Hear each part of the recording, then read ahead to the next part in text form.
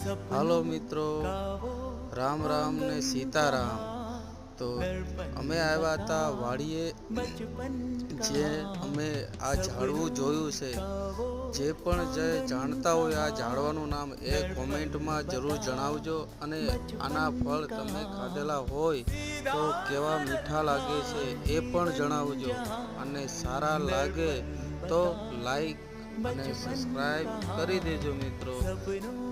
તો અમે આ વિડીયો અત્યારે શોર્ટમાં નાખું છું અને અમે લોંગ વિડીયો બનાવવાના છીએ, તો સબસ્ક્રાઈબ કરી લેજો। તો મિત્રો, કેવા આ તમારી વાડીએ તમારે આ ઝાડવા થાય છે તો જરૂર જણાવજો। ચાલો મિત્રો, જોઈએ આ વિડીયો। આવજો, રામ રામ ને સીતારામ।